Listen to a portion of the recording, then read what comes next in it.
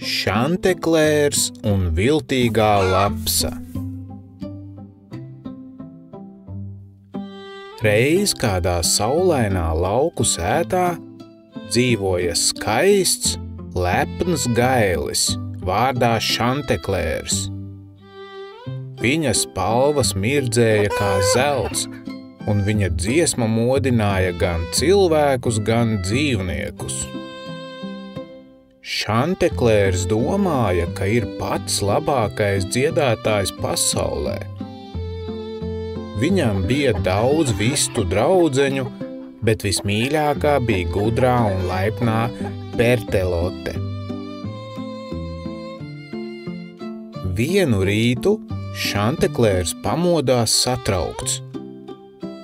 Pertelote, es sapņoju, ka mani satver kaut kas ar asiem zobiem. Viņš čukstēja. Ai, tu tik pārāk daudz vakariņu apēdi, pasmējās Pertelote. Netici sapņiem, ej un dziedi. Tajā pašā dienā krūmos slēpās lapsa vārdā Renards. Viņš bija izsalcis un ļoti viltīgs.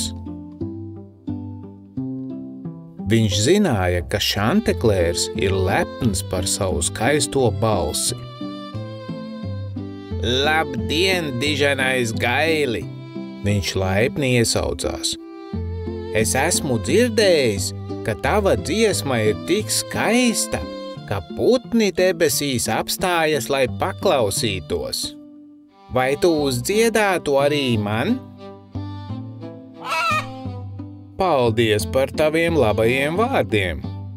Gailis bija iepriecināts, ka lapsai patīk viņa dziedāšana. Tad lapsa teica: Nu, uzdziedi arī man! Es vēlreiz gribu dzirdēt tavu skaisto dziedājumu. Man ir tikai viens maziņš ieteikums.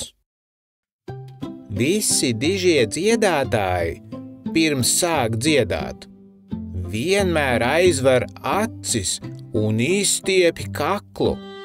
Tad skaņa nāk ārā pilnīga. Šanteklērs tā arī izdarīja. Viņš aizvēra acis, izstiepa kaklu un gatavojās dziedāt. Taču ar acīm ciet viņš nepamanīja, ka lapsa jau ir pielavījusies pavisam klāt. Un tad viņš sāka dziedāt kukurigū, bet tieši tad lapsa hop satvēra viņu un sāka skriet prom. Taču Šanteklērs arī bija gudrs. Viņš pēkšņi iesaucās. Renard, pastāsti visiem, cik tu esi gudrs, ka noķēri mani. Lapsa, nespējot pretoties lielīšanās kārdinājumam, atvēra muti, lai to teiktu. Es esmu... Bet tālāk viņš netika. Šanteklērs izrāvās un uzlidoja uz sētas, kur lapsa viņu vairs nevarēja aizsniegt. No turienes viņš lepni teica: Renard, šodien tu mani nepiemānīsi. Un no tā laika Šanteklērs dziedāja tikpat skaisti, bet nekad vairs neaizvēra acis lapsas tuvumā. Glaimi var būt bīstami.